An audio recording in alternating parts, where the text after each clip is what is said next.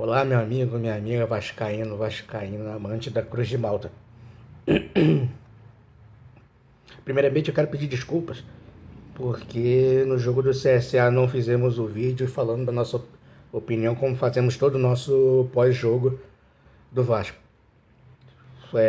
Falando rapidamente daquele jogo, foi pelo menos um jogo, eu digo pelo menos porque apesar de ser apesar de ter sido uma vitória, foi contra um time da Série C. Não querendo desrespeitar o CSA, mas é um time pequeno, um time teoricamente mais fraco. E mesmo assim, mesmo com 3-0, o Vasco depois tomou um do CSA e teve momentos de perigo que o CSA fazendo um segundo gol poderia acontecer, aí ia entrar no jogo novamente o CSA e realmente ia dar problema. Não foi um jogo assim que o Vasco foi soberano, que não chegou a dar nenhum susto no torcedor durante os 90 minutos. Mas agora falando do Vasco e Atlético Mineiro hoje, mais uma vez, o time joga bem, tem chances, mas não traduz as chances em gols.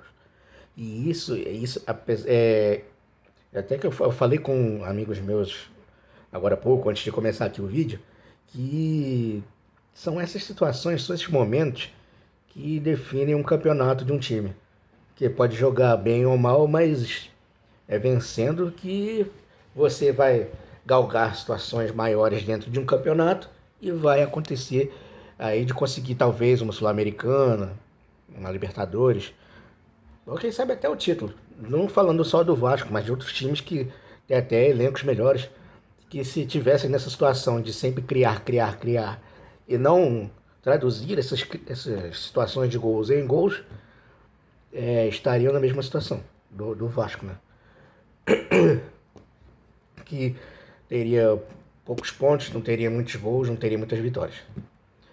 Enquanto o Vasco não conseguir traduzir essas situações de gol em vitórias, vamos continuar novamente na zona ou brigando para não cair.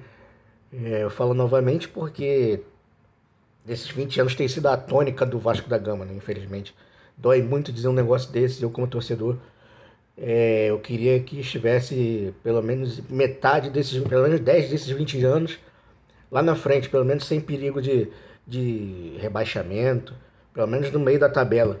Eu acho que o torcedor merece mais além do que isso, né? Mas pelo menos para o torcedor ter um pouquinho de paz, né? Que todo ano o vascaíno, o torcedor vascaíno, nem, acho que tirando 2011 não tem um ano de paz.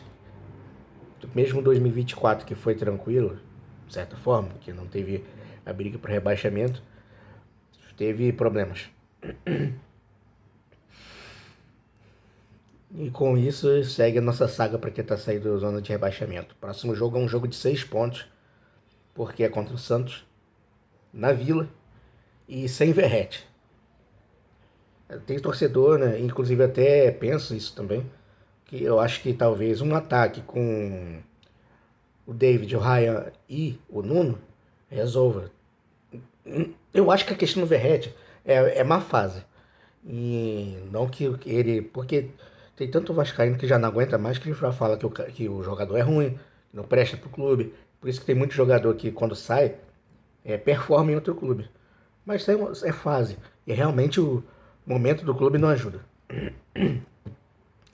E aí é isso. Eu quero, mais uma vez, como eu faço sempre, eu pedir sua colaboração aí. Comente, critique, pode esculhambar também. Aqui, como o Vasco, é um ambiente democrático. Você pode fazer o que você quiser, comentando aí embaixo, curtindo ou não dando não curtir, né? Aquele joinha para baixo, né? Fique à vontade, porque além desse espaço ser prioritariamente para vascaíno, a gente também não pode pegar e criar uma ditadura e dizer que outros torcedores de outros clubes não podem comentar, né? Portanto, você fica à vontade aí e até a próxima.